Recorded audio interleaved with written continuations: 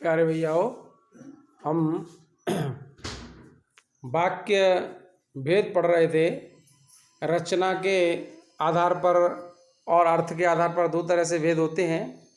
उनमें से अर्थ के आधार पर वाक्यों के भेद हमको पढ़ने हैं। देखते हैं कि हम जान चुके हैं कि अर्थ के आधार पर विधानवाचक, निषेधात्मक, प्रश्नवाचक, विस्मयादिवाचक, आज्ञावाचक, इच्छावाचक, संदेहवाचक और संकेतवाचक, ये 8 भेद होते हैं। अब एक एक को हम समझते हैं। सबसे पहले हम समझते हैं विधानवाचक। विधानवाचक सामान्य कथन होता है और इसमें किसी स्थिति या अवस्था के बारे में बोध कराया जाता है। जैसे राम एक अच्छा खिलाड़ी है, ठीक है, तो यहाँ राम की स्थिति क्या है वो बताई गई है। यह मेरी गाय है, गाय की स्थिति क्या है ये बताई गई है। इस दूसरा निषेधात्मक, निषेधात्मक में कथन का निषेध किया जाता है। जो सामान्य तौर पर विधानवाचक में कोई ना कोई कथन होता है, उस कथन का इसमें निषेध किया जाता है। न, मत या नहीं का प्रयोग किया जाता है। वाक्य में ना, मत या नहीं जरूर आएगा। जैसे राम अच्छा नहीं खेलता है या छात्र मैदान में नहीं है, ठीक है। अगला है प्रश्नवाचक। इसको भली प्रकार समझ लेंगे। प्रश्नवाचक ये 4 तरह से हम इसको समझते हैं। एक तो सकारात्मक और नकारात्मक 2 तरह से रहता है। तो सकारात्मक में भी 2 तरह के प्रश्न रहते हैं। एक तो वे जिनका उत्तर हाँ या ना में मिल जाता है, हाँ या ना में उत्तर वाले। जैसे क्या तुम पढ़ते हो, यानी इन वाक्यों के प्रारंभ में क्या लगा होता है। वाक्य बनेगा प्रश्नवाचक क्या से और उत्तर हाँ या ना में दिया जा सकता है, ठीक है। हाँ, ना, नहीं, इस प्रकार से। दूसरा देखिए, जिनके बीच में ककार वाले शब्द कौन, क्या, कब, कहाँ, कैसे, किसका, किसने, किसको, ये आ जाता है, इनको ककार शब्द कहते हैं, जिनसे प्रश्नवाचक वाक्य बनता है। तो बीच में ककार वाले, जैसे तुम क्या पढ़ते हो, ठीक है, तो ये होता है सकारात्मक। दूसरे इसके नकारात्मक प्रश्नवाचक बनते हैं। नकारात्मक की हाँ ना में उत्तर मिलता है। जैसे क्या राम नहीं आया, अब इसका उत्तर भी हाँ या ना में मिलेगा। जिनके बीच में ककार वाले, जैसे तुम क्यों नहीं पढ़ते हो, ठीक है, उत्तर जो भी इसका आएगा फिर मिलेगा कारण। अगला है विस्मयादिबोधक। विस्मयादिबोधक भी कई तरह के वाक्य होते हैं, जिनमें विस्मय, आश्चर्य, घृणा, शोक, खुशी, प्रेम या उत्साह इत्यादि का भाव जो है वो अचानक वक्ता के मुंह से निकलता है, ठीक है।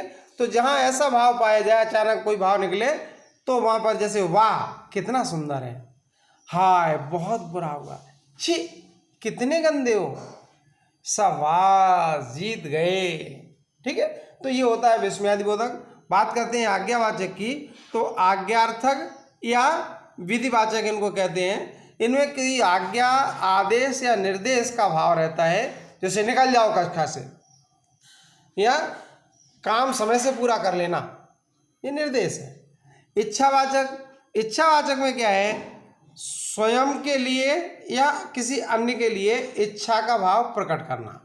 जैसे आपकी यात्रा शुभ हो, आपकी यात्रा मंगलमय हो, हाँ, आज तो वर्षा आ जाए तो ठीक रहे, इस प्रकार से जो हो बाकी जो हम बनाते हैं तो वो होता है इच्छावाचक। बात करते हैं संदेहवाचक की। तो संदेहवाचक में प्राय संदेह का भाव रहता है, संदेह का भाव प्रकट होता है, अनिश्चितता का भाव प्रकट होता है। जैसे शायद 18 मई को स्कूल खुल जाए कोरोना के बाद, ठीक है, या हो सकता है छात्रों ने कार्य कर लिया हो। तो ये शायद या हो सकता है, इस प्रकार के शब्दों का इसमें संदेहवाचक में प्रयोग होता है। और अंत में संकेतवाचक। संकेतवाचक में शर्तवाची, जिसकी शर्त पूर्ति का परिणाम होता है। जैसे यदि परिश्रम करोगे तो सफलता मिलेगी, ठीक है, अगर लॉकडाउन नहीं खुला तो नहीं आऊँगा। इस प्रकार के जो वाक्य रहते हैं वो होते हैं शर्तवाची। वाक्यों में एक चीज़ और रहती है, वाक्य रूपांतरण या रचनांतरण, इसको बदला जाता है। और दूसरी बात रहती है इसमें वाक्य शुद्धि। तो वाक्य शुद्धि में हमें ध्यान रखना होता है, कुछ अशुद्धियाँ क्रमबद्धता की होती हैं, कुछ सार्थकता से संबंधित होती हैं, कुछ अनुति से संबंधित होती हैं, उचित प्रयोग नहीं होता है, आगे पीछे शब्दों का प्रयोग कर दिया जाता है, या फिर वाच्य बदल दिया जाता है, परसर का प्रयोग सही नहीं है, लिंग पुरुष वचन उनका उचित प्रयोग कर्ता के अनुसार क्रिया में जो होता है विशेषण के अनुसार विशेषण में होता है वो नहीं किया गया, या कर्ता के योग्य कर्म नहीं है, या फिर क्रिया के योग्य कर्म नहीं है, या फिर विशेषण और विशेष में शामिल नहीं है। इस प्रकार की अशुद्धियां इसमें रहती हैं। ठीक है। वाक्य रूपांतरण में किसी भी वाक्य को सामान्य तौर पर जो वाक्य आदर्श वाक्य माना जाता है वो विधानवाचक वाक्य माना जाता है, और विधानवाचक वाक्य को हम किसी भी वाक्य में बदल सकते हैं। ठीक है। तो अब आपको गृह कार्य में जो करना है वो मैं बता रहा हूँ। एक वाक्य जो बनाना है उसको तो विधानवाचक वाक्य को प्रत्येक वाक्य में रूपांतरित करना है। ठीक है। दूसरी बात, आपको प्रत्येक वाक्य के 4-4 उदाहरण लिखने हैं। ठीक है। प्रत्येक वाक्य के 4-4 उदाहरण लिखना और किसी एक वाक्य के सभी वाक्यों में रूपांतरित करना। धन्यवाद, नमस्कार।